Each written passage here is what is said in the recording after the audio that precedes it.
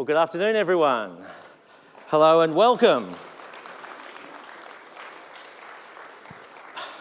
Thanks very much for coming along to this afternoon's session. My name is Julian Morrow. I'm the moderator or chair for today's discussion/debate, and I'm very pleased to be here at Dark Mofo. As some of you may know, though, I have worked at the ABC over the years, and obviously, if you're connected to the ABC, we have an obligation to be editorially balanced. So I also just do have to say at the beginning, it's also not a pleasure to be here, just to get that even. Our topic today is, has identity become our new religion? And this topic is brought to you by Dark Mofo and our special one-off sponsor for this event only, the Israel Folau Christian Fellowship, and the Australian Rugby Union, who, as sponsors, I think you'll agree, make strange bedfellows, but as I say, each to their own.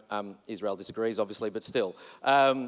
Since this event is about identity, I should disclose up front that I identify as a privileged white man who tends to take the piss out of serious topics, so we are clearly headed for disaster. But I did want to just explain the format for this session. It's been advertised as a debate, and call me crazy, but it did occur to me that when the topic is identity, there may be some issues with a format that essentially divides people into two strict categories, taking polar opposite positions in a discussion where there can only be one winner, especially if the whole thing's presided over by a straight white guy. So I have checked my privilege as chair of the session to change the title and format of the session. So ladies and gentlemen, please welcome to Has Identity Become Our New Religion? A non-binary debate. The way we're going to do this is there's going to be an opening speaker, an opening statement from each of our speakers. They'll address the question whether identity's become a new religion, however they see fit. There's no need to take a particular side, make a particular case, or to address what's been said by other speakers. After each statement, and that'll probably happen from the lectern, if any of our speakers wants to ask a question of that speaker, there'll be a little bit of time for that. That's not compulsory. Once everyone's spoken, though, we'll then have a discussion amongst ourselves up here, but there will also be the opportunity for you guys to ask questions. The way we're going to ask questions is by SMS, by text message. So if you want to ask a question, and you can do it from any point now, if you want to say, why is this guy hosting this session? He sucks. The number to do that to is 0436. Yeah, here we go. Yeah, that's right. 043 plus 61, Jenny, plus 61. 0436 910 039. That's the way to ask questions. It's a text message, but we do ask that you try and stick to tweet length, 140, 280 characters. We don't need a full sort of biography before the question comes in, largely because we want everyone to be able to, as many people to be able to contribute as possible. So that, ladies and gentlemen, is the format that we're going for today. Just one administrative thing. In the event of an emergency, there will be no exit signs visible. We're going to leave each individual to identify the exits however they wish. So that's obviously going to go well. Pray there's no fires. Okay, let's now welcome to give the first speech on the question of whether identity is our new religion, Yumi Stynes. Yumi has done all sorts of media over the years in Australia, radio, books, music videos, cookbooks, and also she presented the SBS show Is Australia Sexist? It was a documentary that ran for 5 seconds during which they broadcast the word yes last year. Ladies and gentlemen, please welcome Yumi Stynes. Thank you. Thanks for having me. Is my mic up? Sounds good? Yep. Okay. I see in Australians a real craving for ritual. Many of us have become disconnected from the religions that comforted our ancestors. And with the loss of religion, the loss of ritual. In 2019, I reckon the only time we might really actually perform a ritual is at a wedding, a funeral, and Anzac Day. And these rituals, while connected to ideas of love, death, and solemnity, have for most of us become divorced from notions of God. We like rituals. We love rituals. I argue that rituals help us to make sense of big things like death and small things like lunch. A Jewish friend explained to me how the rules around food for Jews reminded her to check in with her practice every time she sat down to eat, and she loved that. And I loved it too. So every time she sits down, she has a ritual. It's really small and simple and quiet. She checks in with herself with some questions. Does this food contain pork? Is there shellfish? And as she's not a strict Jew, it doesn't get much more complicated than that for her, but it was a lovely 3 times a day reminder of who she was. I'm the granddaughter of a Buddhist priest, and 2 of my uncles are Buddhist priests in Japan. So while it's really common in this country to view religion with a great deal of hostility, I think that view is skewed by the assumption that we are talking about the Christian religion and more specifically Catholicism.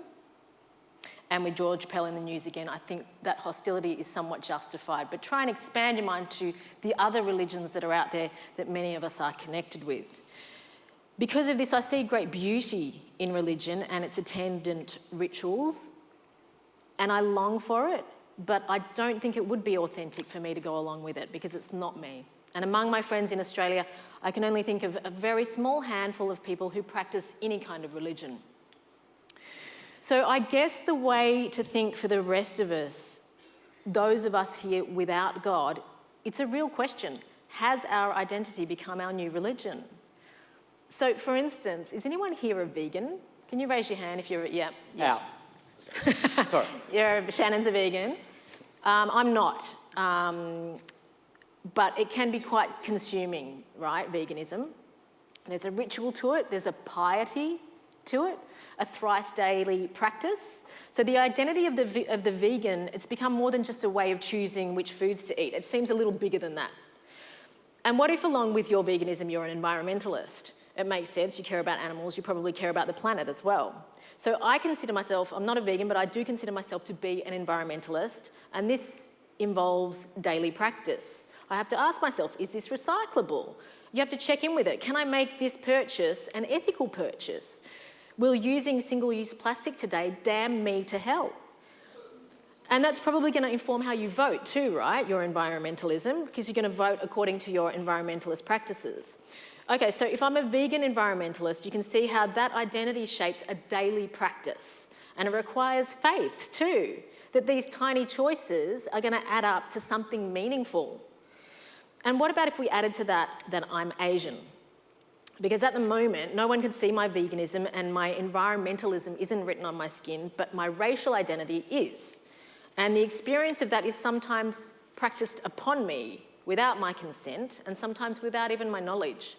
So my identity isn't just a way of thinking about myself, it's a way others see me, and it's powerful. It is, because I see another Asian person on the street, I don't know anything about this person, but I know that they probably have an Asian mother or father, and I have a real strong sense of what that baggage could mean. I know that their house probably smells different to a white person's house. I know that others fetishise their skin and make assumptions about their smarts, their docility, their work ethic, their taste in food. So if religion is the belief in and worship of a superhuman controlling power, usually a god, and this belief is usually expressed through a particular system of faith and worship, I think it's a really neat idea that the superhuman controlling power could be the set of criteria into which we fit. So it's an imperfect system, but I guess I'll take it. Thanks very much, Yumi. Thanks, Yumi, and good to see that the texts are already coming in, 0436 910 039. I feel like I'm back on radio, giving the back announce. I'll do traffic in a minute. But the texts are in, one so far. Love you, Yumi. So the crowd's on your side. Well done, Yumi. Ladies and gentlemen, please welcome our next speaker, Coleman Hughes. Coleman is an undergraduate philosophy major at Columbia University, columnist for Quillette, and his writing's been featured in the New York Times, the Wall Street Journal, the City Journal, the Spectator. He must be, and I haven't checked this, but surely he must be the most widely published undergraduate philosophy major in the world. Ladies and gentlemen, please welcome Coleman Hughes. Thank you. Thank you so much. It's an honor to be here. I have to apologize in advance.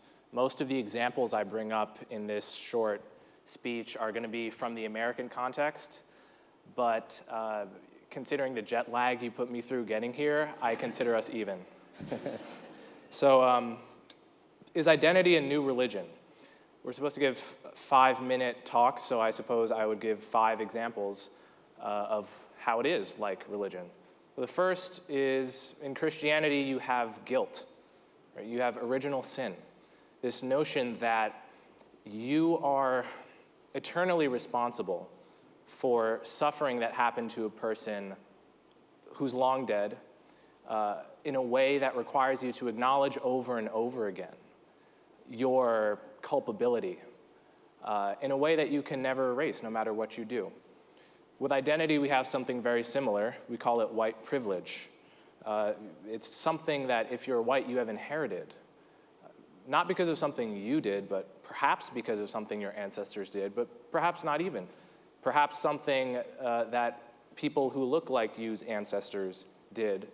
And it's something you're supposed to acknowledge constantly, over and over again, without any prospect of ever cleansing yourself of this. So that's the first thing. The second thing is religions are famous for burning or otherwise shunning heretics, whether it's Socrates or Galileo. Pick your favorite example. There are too many. We do much the same thing with heretics who take positions on issues that have an identity component, whether it's race or gender or sexuality. One example is James Damore, the Google engineer who had the audacity to suggest that men and women are not identical in terms of their average preferences in life, something that if you said it in a local pub would probably be so boring because it's common sense, and not to mention it's supported by peer-reviewed research. He was fired and essentially ejected from public life, right? So we have heretics. Thirdly, you have appeal to subjective knowledge. You hear many religious people say things like, well, I know God exists because he speaks to me, and he has a very special relationship with me. And based on this subjective knowledge that you can't criticize because it's only in their brains, they can justify all kinds of bigoted beliefs against homosexuals, for example. And it's how convenient, because there's no response, there's no argument to be made, right? Similarly, with identity, if you start a sentence with, as a black man, I know this, or as a trans woman, I know this, etc., you're shutting down the conversation by taking it out of the realm of objectivity, right?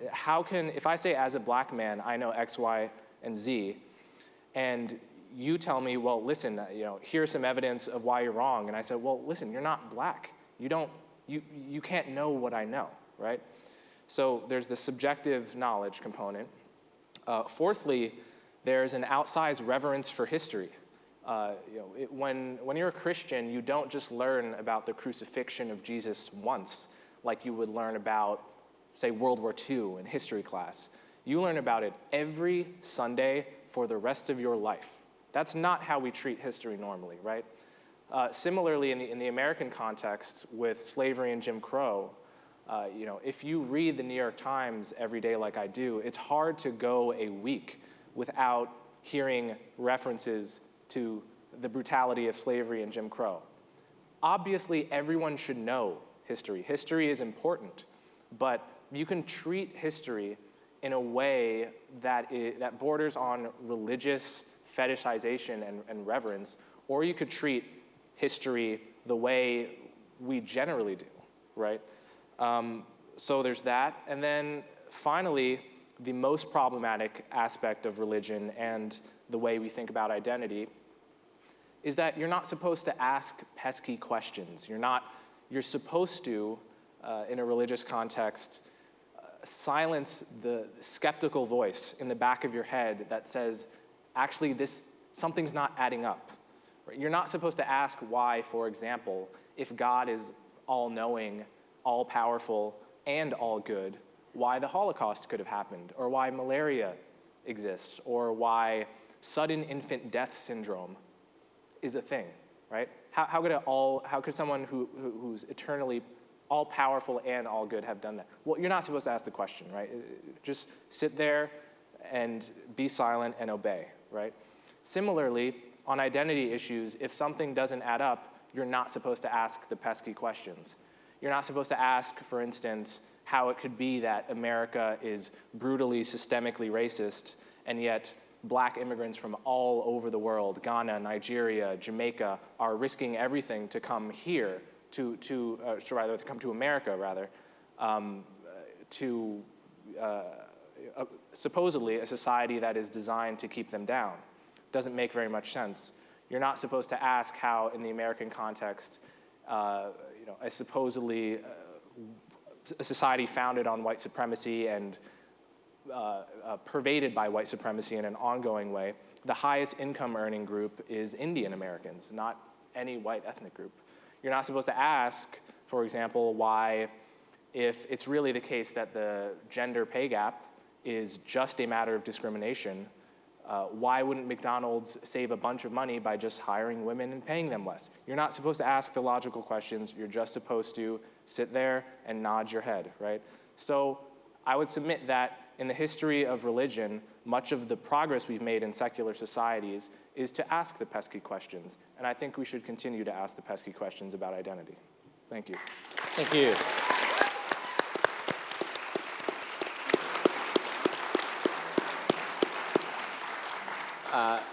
And on that note, and I should apologise for not doing this after Yumi spoke, but do any of our panellists have any pesky questions for Coleman? Feel free to refuse to answer them, Coleman, as well, if you want. Does anyone want to ask a question, or should we move on? Okay. Oh, yeah. Maybe one. Yep. I think that there is sometimes, Coleman, a tendency to match a religious impulse with a religious impulse. So James Damore definitely paid a price for what he said, for what he wrote. But I'm not sure that he's been ejected from public life. I think that he's quite prominent. So I guess I see sometimes a kind of tendency to match rhetoric. That kind of there was certainly a desire to expel James Damore, but do you think that that's what really happened? Could he be hired at any firm that employs people of his profession? I'm not sure. I'm not sure either, but I would bet my money against it. Would any company hire him? That's what I mean when I say ejected. Not based on his skills as an employee, not based on a reasonable critique of the memo he wrote, just based on the topic he touched. I'm curious about the question of, the business of not being able to ask questions. I'm not sure whether I want to jump into it now, but I want to know I think we should explore what's behind that, because I don't think that people who are saying these questions must not be asked are necessarily doing so out of a desire to censor people and out of a desire to shut people down. That may be the case. I can say that as a transgender woman on Twitter, for instance, I frequently find, and not just on Twitter, I frequently find myself in a debate with people about, are you really a woman? Do you really exist? And so to have your humanity kind of held up for grabs as kind of a question, that you might win or lose, as Julian was saying to begin, feels really scary to me. And so when those questions don't get asked, I guess what I'm wondering is it possible that it comes from a desire to do good, to spare people pain, to keep people from being, feeling like they have to defend their sense of humanity? And if that's true, how do we square that against the cost of not asking the questions and not having, because, when I talk to people about transgender stuff, people are afraid, at least in the States, people are afraid to talk about trans stuff because they're afraid to say the wrong thing. And when it comes to gender and transgender stuff in particular, there's so many wrong things to say. And so I'm torn in that way because I want to have that conversation, but I also don't want to be, on trial. Does that make sense? Yeah, what you said that made perfect sense to me was that people often are not trying to shut down a debate, but they're trying to improve the world and make the world a better place. I assume going into every conversation that people are sincere, they want to make the world better, and we have differing views of how that can get done. That's just my blanket assumptions, even with people who hate my guts. Not everyone operates that way, obviously, but what I would say is the problems in the world generally are not a function of having so many bad people that want to do harm. It's having people with beliefs that are unjustified so that when they try to do right, they end up doing wrong. So for example, if you're raised to believe that gay people are literally going to hell, if you actually believe that, then it's a sign of you trying to be a good person. Like if you literally believe that. So my concern is to correct false beliefs so that we can leverage the good intentions we have in a direction that actually does increase flourishing for people. That's, I think already, I'm very happy with that little exchange as a way of responding to what Coleman's said. But let's also park that for a moment and now move on to the lady we've already heard from, Jenny Boylan, who's a professor and American activist for civil rights and author of 15 books. 15, that sounds like a civil rights abuse. You have to write 15 of them. Ladies and gentlemen, please make her welcome, Professor Jennifer Finney Boylan. Thank you. Thanks, everybody. So my opening statement is going to take the form of a story. Ready? I came back from the beach to find my grandmother and her nearly deaf friend, Hilda, playing gin and drinking vodka. She's Not There by the Zombies was playing on the radio. This was a little strange since they were all classical music fans. Well, it's too late to say you're sorry. Why should I know? What should I care? Please don't try to find her. She's not there. Wait, why is Hilda listening to WFIL? I asked. That was the radio station. Shh, said my grandmother.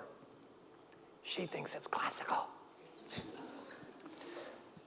I've told that story a bunch of times since it happened back in 1968. Sometimes it gets a laugh, and sometimes I use that line, shush, she thinks it's classical, as a clever metaphor for the way our perceptions can be mistaken about the world around us, about what we think we perceive, even our sense of self. But lately, it doesn't seem quite so clever to me. Last year, I was searing a steak in my New York City apartment, and right on schedule, the place filled with smoke, and the fire alarm went off. I went out into the hallway, stood on a chair to turn it off. I had to do this about half a dozen times before the thing stayed off, and each time I had to climb up on a chair so that my ears, already damaged from a lifetime of playing in rock and roll bands, were less than 2 feet from the piercing alarm affixed to the ceiling. When the alarm finally stopped, my hearing was damaged, or traumatized, as the otolaryngologist later described it. A high-pitched ringing began that night that has not ceased, a sound somewhere between the howling of wind and a chorus of several hundred crickets. The rest of my hearing is a mess, too. I've lost about 60% of the upper register of the sound spectrum, and the overall effect of what I do hear resembles the buzzing from a blown-out speaker. I've been now fitted with a high-tech space-age hearing aids. I'm learning to read lips. Why, yes, it does suck. Thanks for asking. But back when my grandmother's friend Hilda was the one who was deaf, I viewed her condition more as a source of comedy, a handicap that struck me as more the stuff of metaphor than compassion. It wasn't that I didn't understand that she suffered back when she was old and deaf and I was young and not. It's that whatever she suffered from was something that I didn't need to be concerned with because her problems were not mine. And as the old Irish song goes, I was young and the world was wide. It didn't occur to me that imagining the humanity of people other than myself was even remotely my responsibility. But the root cause of a lot of trouble in the world stems from our lack of interest in imagining what the experience of being human is like for people who are not ourselves. The philosopher Edmund Burke called this the moral imagination, the idea that our sense of ethics should transcend our own personal experience and embrace the dignity of the human race. A lack of moral imagination is the inability to do the thing that Atticus Finch commanded the scout to do, to stand in another man's heels and walk around in them. Shoes. Stand in another man's shoes and walk around in them. Ha ha ha. A few months ago, I appeared on a TV show on the American network MSNBC with a representative from the Family Research Council, a group whose very title suggests an inability to imagine any kind of family other than those of its own members. The FRC spokesperson was asked by the host what bathroom I, a transgender woman, should use, even though I pass, more or less, as a woman and have female anatomy and ID. In the state of North Carolina, there was a law that then held that I should use the men's room, since my birth certificate still says M. My adversary was clearly uncomfortable with the idea of a woman like me in the men's room with him. At the same time, he didn't want to budge from his talking point that people like me shouldn't be allowed in the women's room either, because my existence constitute, in his mind, some sort of hallucinatory threat to the women folk. In the end, he didn't have an answer for the question, what restroom should Boylan use? Because the idea that I am human and do occasionally need to use the bathroom was really not one that had given him much concern. My sense is that the issues down in North Carolina and elsewhere are not really about bathrooms at all. It's about the fact that plenty of people don't like the idea that there are transgender people in the first place and cannot imagine our lives. They think that people who are trans, or actually different in any way, have somehow come up with the entirety of our existence primarily in order to hurt other people's feelings. But time and time again, I've seen other people open their hearts on a range of issues when some otherized soul is revealed to be a member of their own family or a friend.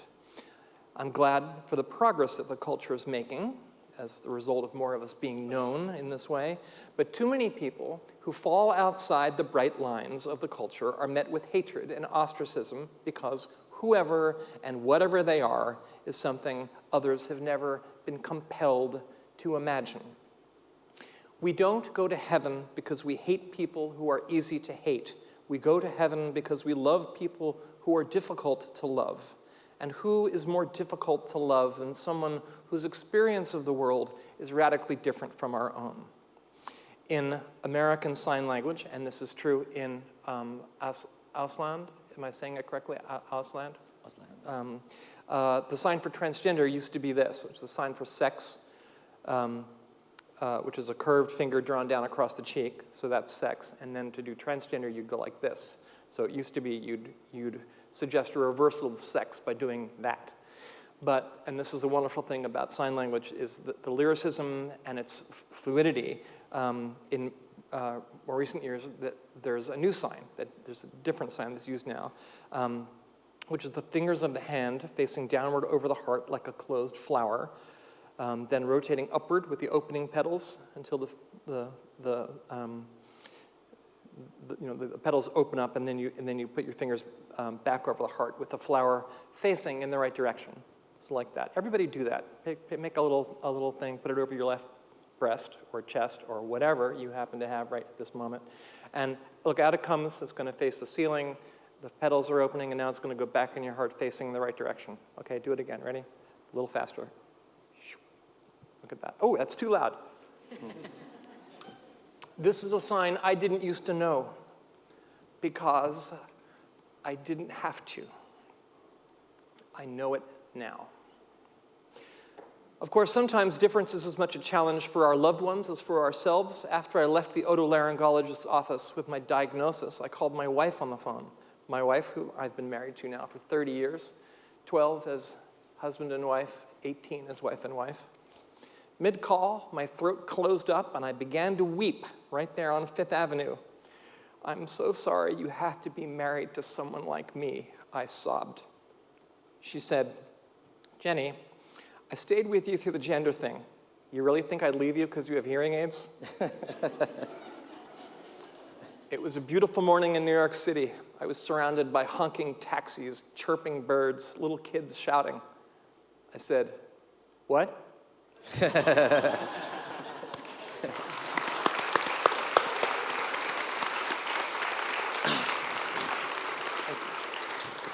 Thanks very much, Jenny. I knew that with the topic of today's discussion, we may find ourselves in the echelons of postmodern theory, but I never expected that I would be watching a trans speaker, speaking about signing while watching the signing of that happen at the same time. Yeah, We've gone to the stratosphere, ladies and meta. gentlemen. It's meta. It's amazing. Yeah.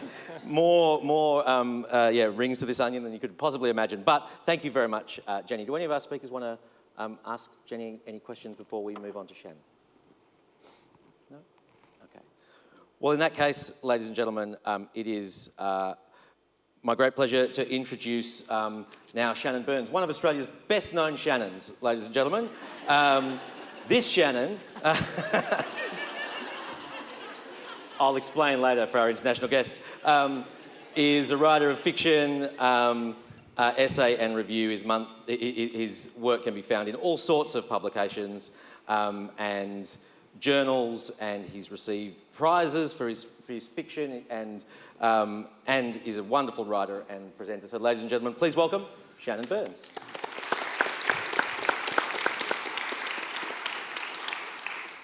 Thank you. For the first 20 years of my life, there was no other Shannon. It was a beautiful thing. All that happened, and I guess this feeds into our topic, is that a lot of people assume that I was a woman. And Americans very often seem to assume that I'm a woman as well. But that's lots of fun. When I was a kid, it's hard to believe now, I know, but I was a really cute kid. I had long hair, and lots of people thought I was a girl as well. So they heard that my name was Shannon. This could easily be a girl. So that experience of being...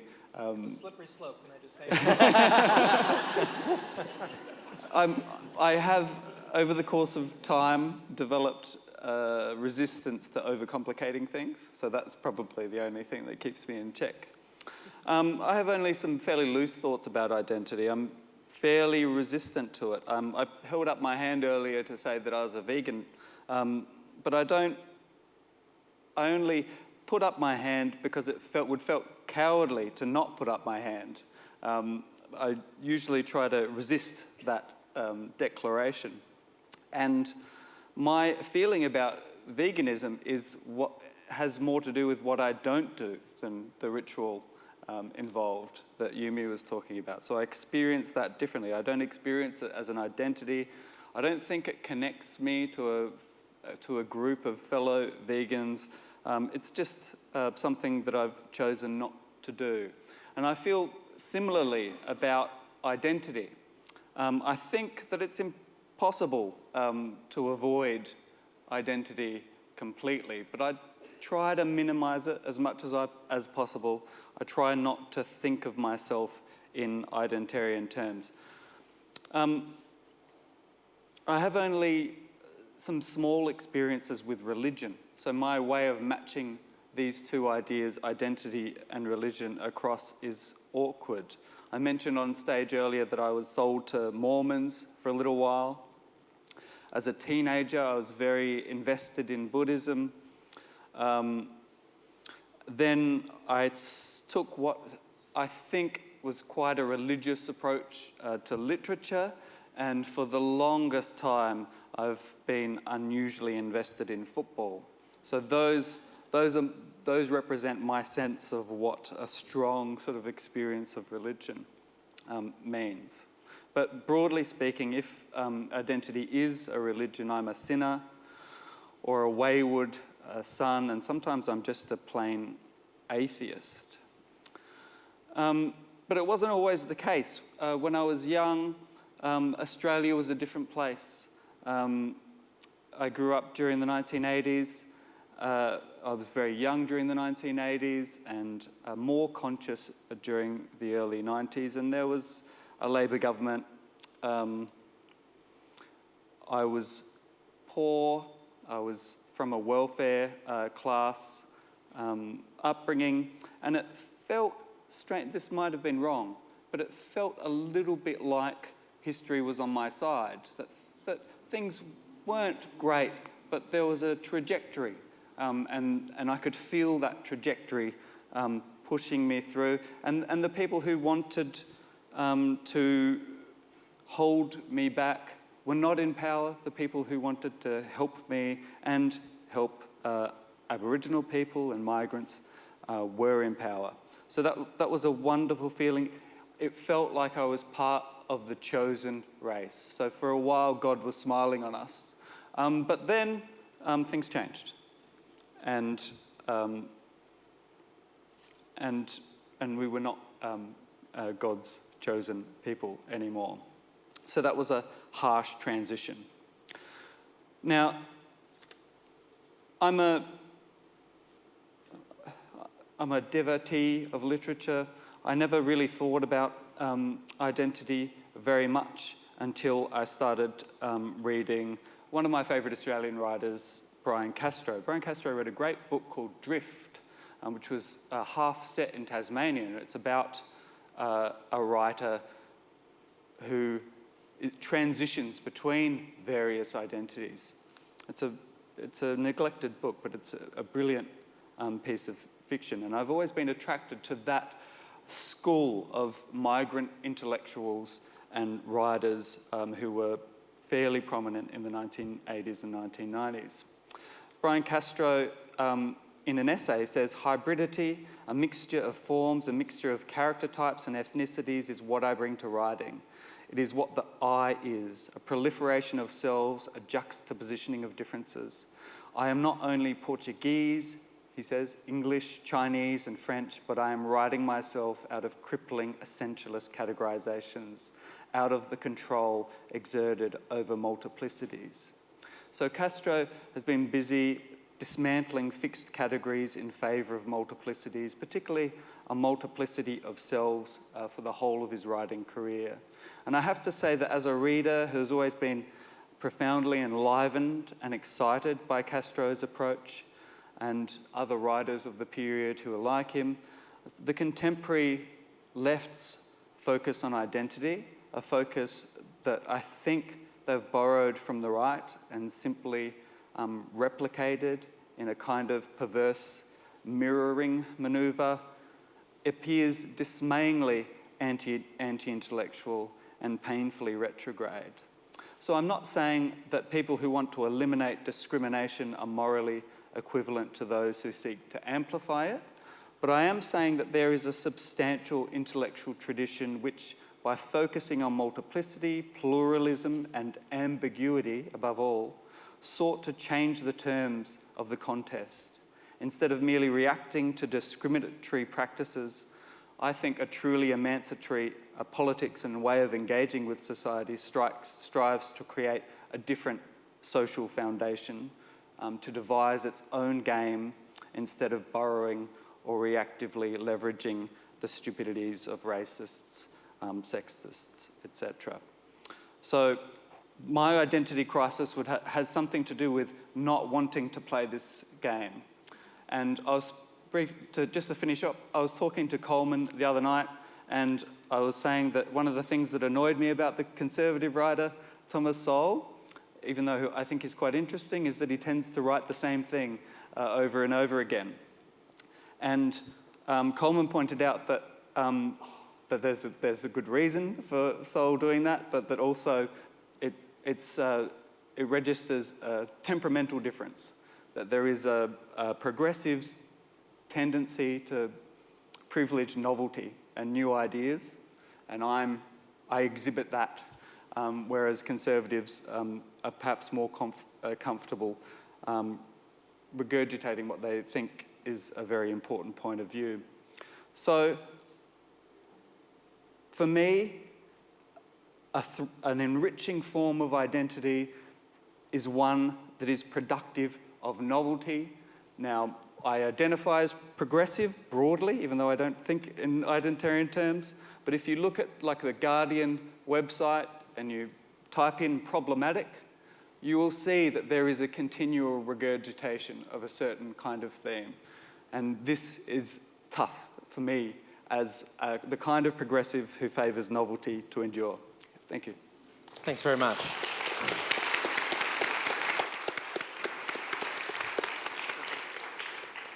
Thanks very much, Shannon. Would anyone on the panel like to ask Shannon a question before we open it up a bit more broadly? No? Would you like to ask yourself a question, Shannon? No.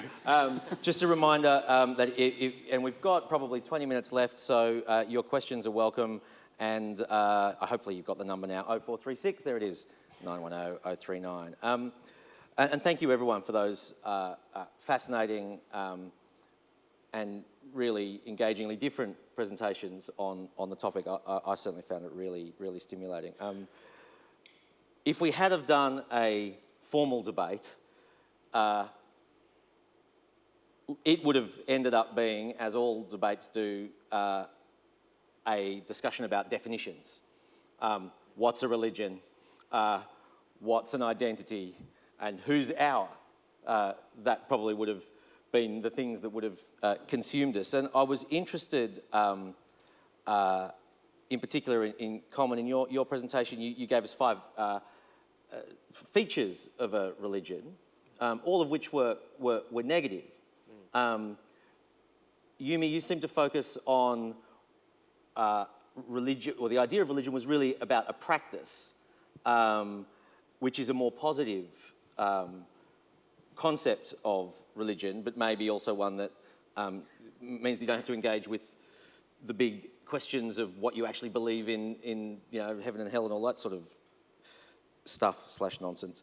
I'd just like to invite anyone on the panel to give us their thoughts on what the idea of being a religion really means in the context of this discussion. As a lawyer, all I remember is that being a religion means that you get tax deductibility, and I don't think that's what we're talking about here. But and I'd also like to hear from a panel about what the positives of religion as well as the negatives. Over to anyone. Could I start? Yeah, please, Coleman. Since I was the most negative about it. I think the distinction between religion and spirituality is paramount, because life is incredibly difficult, even in the best of times, and to have some kind of practice that gets you through the day sounds like a Hallmark cliche, but brings you in touch with how beautiful it is to be alive in a way that is vivid and meaningful.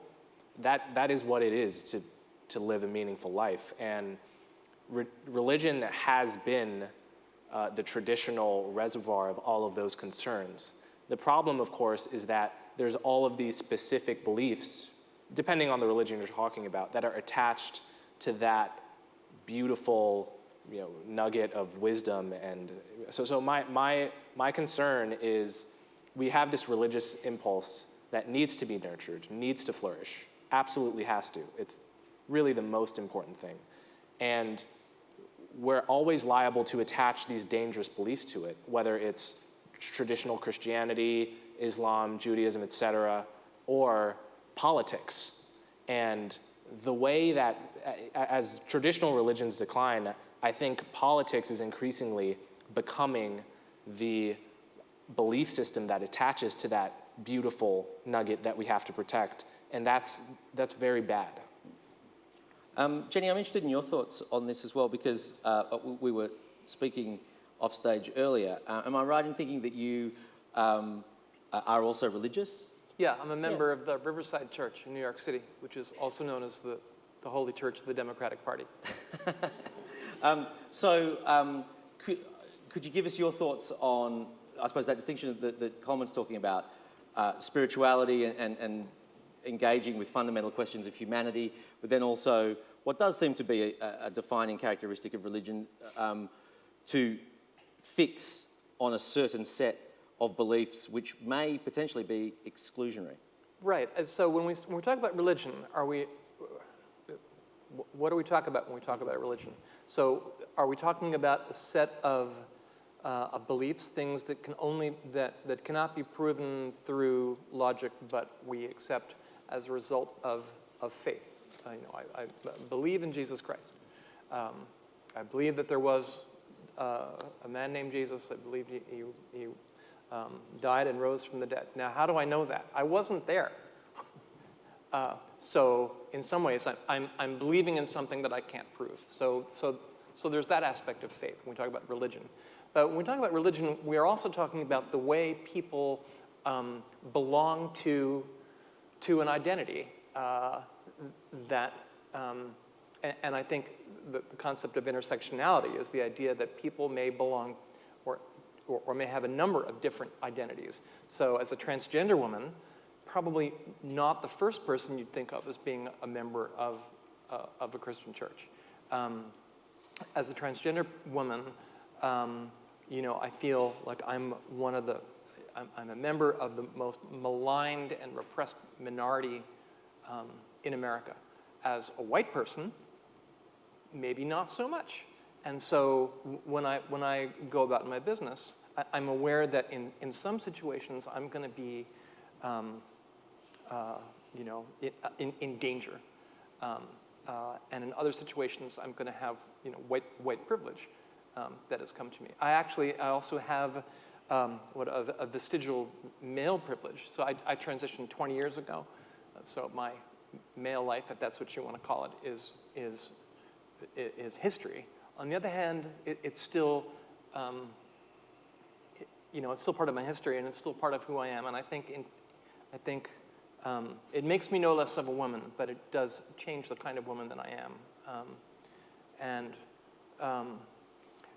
There are situations.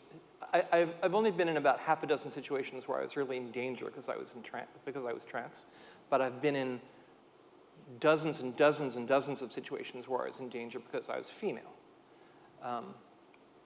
among people who did not know I was trans. So how do all those things fit together? And how do we, to what groups do we belong? What is, some of these things we can choose, but a lot of these things are beyond our own ability to choose them. So, I think that actually brings out one of the other underlying sort of definitional questions that's around in this discussion. And I think it goes to what we think of when we think of the word identity, because certainly one of the phrases that rings in my ear from the presentations was, Shannon, your quote of, was it Castro, about crippling essentialist categorizations. And I think in the discussion we saw, and Jenny, you just now mentioned some essentialist categories and then some which are I suppose Yumi also mentioned veganism or environmentalism, which are more choices. I'd invite everyone on the panel to give us their thoughts on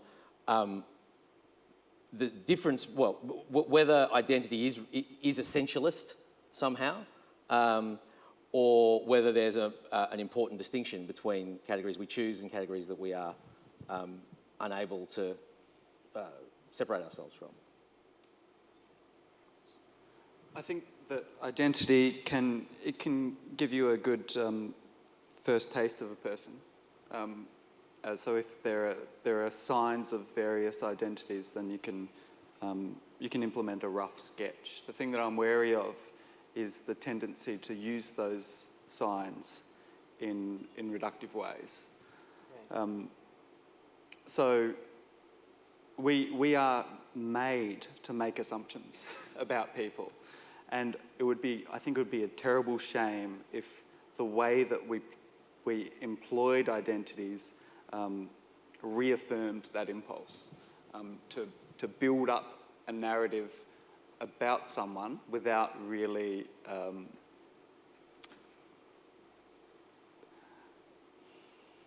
without allowing them to speak, allowing them to demonstrate some other version of themselves. And I think that this is a particularly big problem because not only do we make up narratives about people, but when there's contrary evidence, we don't see it because that impulse to make up a story about a person is so strong. So identity in that sense can be dangerously essentializing, I think. Anyone else want to comment on essentialist so Shannon's categorization? talking about it from an outsider's perspective, from the person who is looking at themselves. I think one of the lovely things is when you realise that you can change yourself. So you might have been born into a very right-wing family, and at some point you can realise that's not my politics. But you can't change your uncle. Yeah. Exactly, and you can't change the colour of your skin, but there are some things that you think are unbudging that will budge given enough of a push, and I think that's kind of an exciting part of growing up. A question from the audience, which I think sums it up nicely. Does identity invariably lead to tribalism? Well, I think we looked at tribes because we're lonely people. I think one reason why we're driven to groups is because we can be so isolated, and not only because of the world that we live in now, but I mean we're looking to make friends. We're trying to belong to something. So so I think that's one reason why we seek others with whom we think we have something in common. Although at least the irony can often be that people with whom you think you have something in common sometimes turn out to be people with whom you don't have anything. Like I had a friend who the church is not broad enough. Well, I had a friend who went to a bereavement group. She was recently widowed. She went to a bereavement group, and the first group was great because they sat around talking about being widowed and the sadness of that experience. And then she went a few more times, and by the second or third time, she kind of looked around and she thought, other than being bereaved, I don't have anything in common with these people. I don't really kind of want to hang out with these people. And in the end, she found more solace from grief in her friends who were not widows, but who knew her. I know when I was part of the transgender support group early on in my transition, over 20 years ago now. And we had in common the experience of being trans. But a lot of the people in my group were just crazy people. And so eventually, in case you're watching this, members of the group, I was grateful for that experience, but it wasn't. It wasn't the thing that actually helped me on my way. And in a way, I learned more about the life that I'm living now from being with other women than by hanging out with other trans women. Coleman? There was, I think in The Guardian a few months ago, it was Zadie Smith's, the novelist Zadie Smith's husband, made a comment that I've heard many white people make in America, which is that in 2019, I never thought of myself as a white man or woman for my whole life, but in the past 5 years, I've heard so much talk of white privilege that for the first time, I really feel my whiteness more. The point there is that there's this idea of race consciousness, which is that it's a good thing for people to really meditate on the way that their race leads them to be treated differently, what it means for them to have the skin color that they do. If you're white, of course, there's a there can be a borderline masochistic element to this. If you're black, it's more about emphasizing pride. But both of them are just two sides of the same coin for me, which is that we have this element of human nature which leads us to want to be tribal. We can't get rid of that any more than we could get rid of the urge to eat sweet foods. But the way we talk about identity can either amplify that urge or it can attenuate it. In the same way that, if you believe sugar is the healthiest thing and that belief is widespread in the society, you can amplify that element of human nature. So what I worry with an idea like race consciousness is that we're taking this element of human nature and we're just cranking the dial up to 10, making people like Zadie Smith's husband and other feel more tribal than they otherwise would.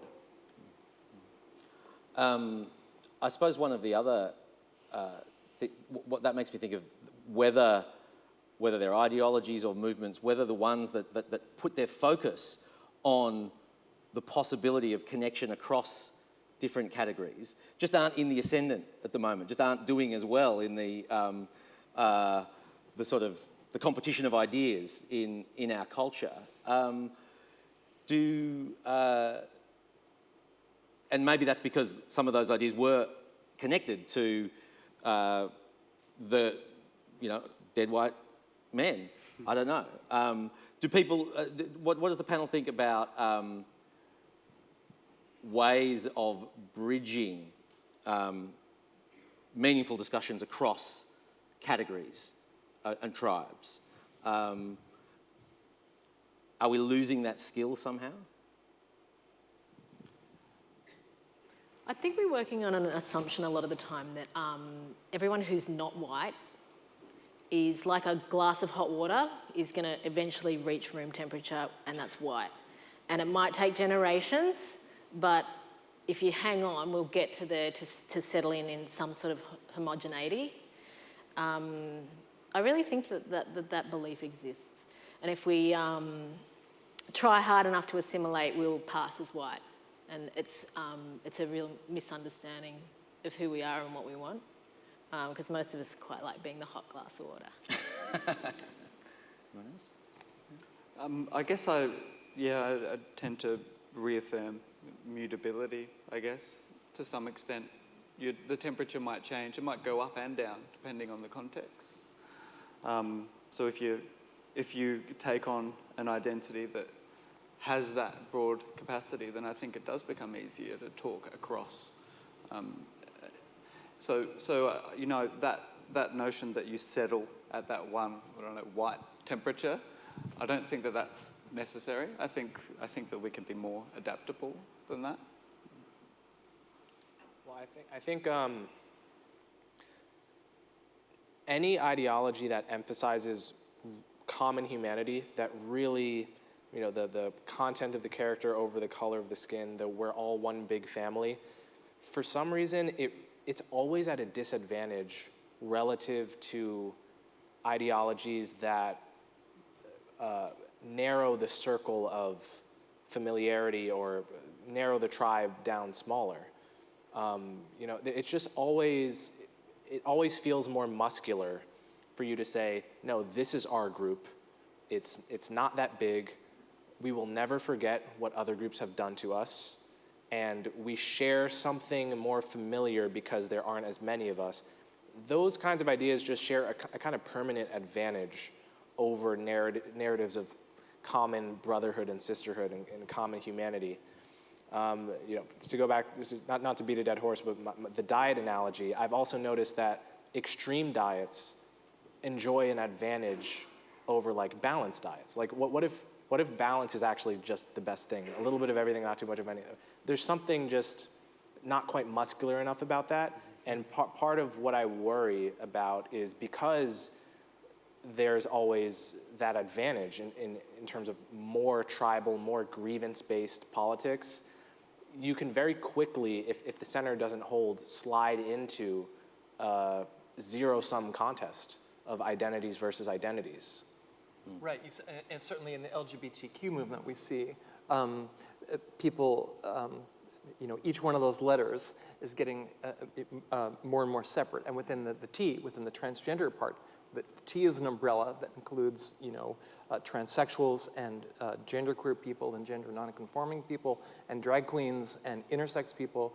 And what I've seen over the last 20 years in the movement, in the work I've done, is that rather than people celebrating the fact that we're different but we have an alliance because we have a common cause, is more and more splintering. And so that if I'm often invited to speak as a transgender person, at a university, and often there'll be a group of young genderqueer trans people in the front row who are kind of, holding their heads and sighing, "Oh my God, Jenny Boylan, she's so 2010." I mean, I said it's funny, but it's not funny because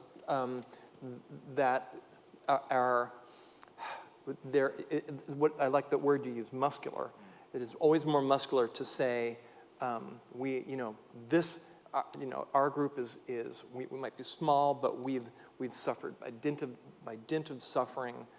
We are isolated, and it's what there's a tension because you want to celebrate people's difference because we're not all. The idea is not to bring about that glass of water of whiteness or heteronormativity or cis privilege or whatever the measure is going to be, but somehow we've got to figure out a way of coming together, because otherwise we're all just going to be chewing on turkey bones in the post-apocalyptic wasteland. And on that happy note, look, time is short, ladies and gentlemen, so I might just, I'll wrap it up with one question that I'll throw to everyone on the panel from the audience, which I suppose asks us whether to be optimistic or not. The question is, how bad will identity politics get? Is it a symptom of the decline of the West, or is it society becoming more enlightened? And you can only choose one. The West is a kind of identity term, right? Yeah. Maybe we could be a bit looser. Yeah, so that category lasted, what, about 2 seconds? I'm a pessimist by nature, which I gather, well, it means that I'm more often right, but I have worse outcomes.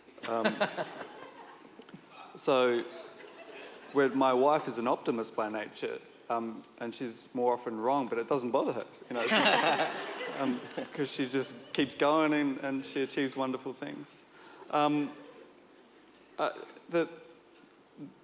Unless we find a more compelling narrative, and compelling at a gut level, unless we find a more compelling way of thinking of ourselves and engaging with each other, I'm not even, it doesn't need to be a replacement for identity, maybe just a way of counteracting it, enriching it in some way. I think unless that happens, then I'm worried about it, because I do agree with Coleman. I think that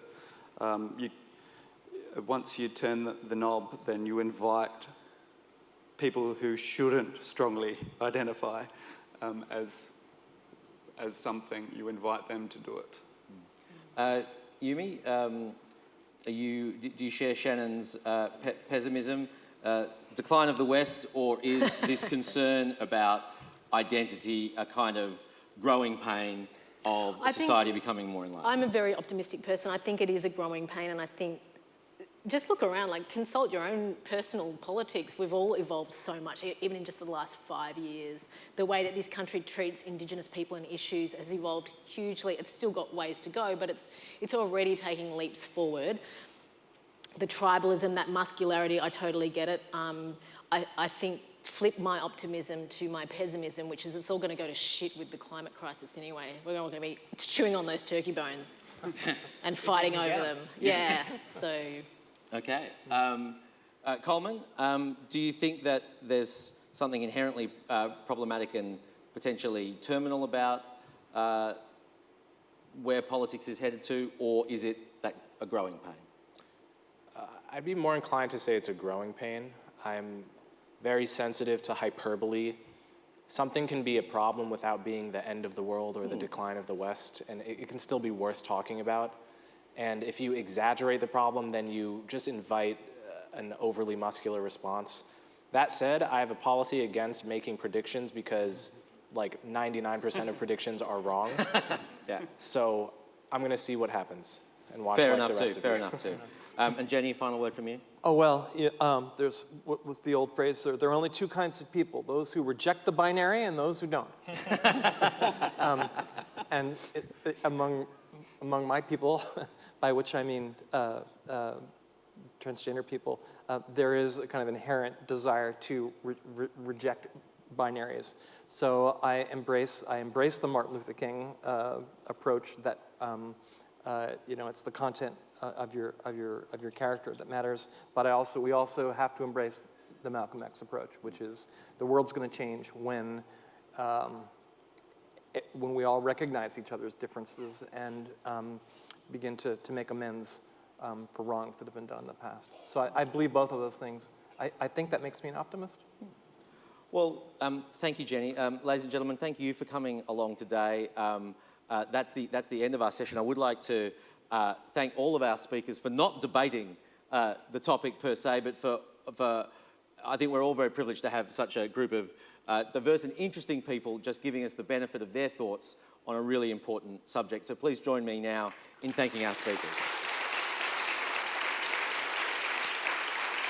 And thanks, of course, to our signers as well. Thanks very much, everyone. Thank you.